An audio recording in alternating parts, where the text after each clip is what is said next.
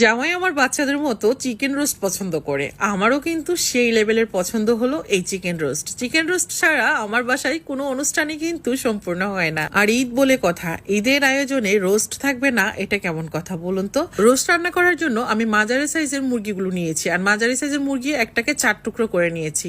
আপনারা চাইলে regular size করে কেটে নিতে পারেন।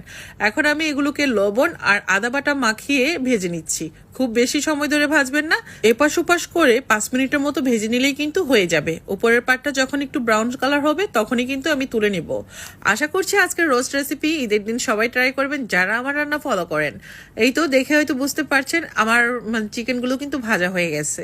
আর প্লিজ ভিডিওটা বেশি বেশি করে শেয়ার করবেন, কারণ আগামীকালকে ইনশাল্লাহ ঈদ, সবাই যেন রেসিপি দেখে রান্না করে নিতে পারে যারা নতুন নতুন রান্না শিখছেন অথবা ব্যাচেলার ভাইরা।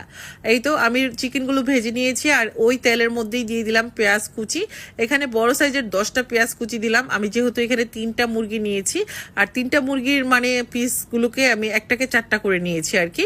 তবে 2টা পিস আমি তুলে রেখে দিয়েছি, আর বাকিগুলোও কিন্তু রান্না করতেছি। এখানে আমি আদা বাটা রসুন বাটা অ্যাড করে দিচ্ছি 4 টেবিল চামচ করে, স্বাদ মতো লবণ, আর যে কোনো ব্র্যান্ডের রোস্টের মশলা 5 টেবিল চামচ পরিমাণ। কাঁচামরিচ 10-15টার মতো এখানে অ্যাড করে দিলাম, যেহেতু কোনো ঝালমরিচ অ্যাড করতেছি না। আর যদি চান আর একটু কাঁচামরিচ বাড়িয়ে দিতে পারেন, আর চাইলে কিন্তু ঝালমরিচের গুঁড়া 1 টেবিল চামচ দিতে পারেন। এখন আমি খুব ভালো করে মশলাটা কষিয়ে নিচ্ছি। এই রোস্টটা খেতে যে কত মজার, আসলে বাসায় তৈরি না করলে কিন্তু বুঝতেই পারবেন না। আমি এখন এখানে 1 কাপ পরিমাণ পানি দিয়ে মশলাটা ভালো করে কষিয়ে নিলাম, আর চিকেনগুলো দিয়ে দিলাম। মশলা কষানো হয়ে যখন উপরে তেলটা উঠে আসবে তখন কিন্তু চিকেনগুলো দিতে হবে, নতুবা মশলার কিন্তু র ফ্লেভারটা থেকে যাবে। আর ঈদের প্রিপারেশন কার কেমন চলছে আশা করছি কমেন্ট করে জানাবেন। আমাদের তো আলহামদুলিল্লাহ ভালোই, আমরা ঢাকাতেই আছি এবার ঈদে। আপনারা কে কোথা থেকে ঈদ করতেছেন, কোথায় আছেন, কমেন্টের মাধ্যমে জানাবেন। আমার ভিউয়ার্সদের সম্পর্কে জানতে আমার খুবই ভালো লাগে। তো এই তো আমি কিন্তু এখানে দিয়ে দিলাম দুধ। এখানে আমার 1 লিটারের মতো দুধ লেগেছে। আর দুধ দিয়ে রোস্ট রান্না না করলে কিন্তু রোস্টের পারফেক্ট টেস্টটা পাওয়া যায় না। এখন আমি এই দুধ দিয়ে রান্নাটা কমপ্লিট করব। এদিক থেকে আমি কিশমিশ কিছু এখানে দিয়ে দিলাম, দিয়ে দিচ্ছি এখানে বাদাম, আর এগুলো হলো কাজু বাদাম।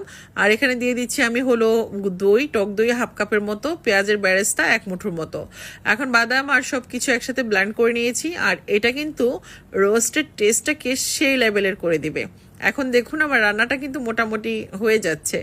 এখন আমি যে পেঁয়াজের বেরেস্তা, দই, বাদাম, কিশমিশ বেটে নিয়েছিলাম সেটা দিয়ে দিলাম। এখানে আমি দিয়ে দিচ্ছি টমেটো সস, আর টমেটো সসের পরিমাণ হলো 4 টেবিল চামচ পরিমাণ।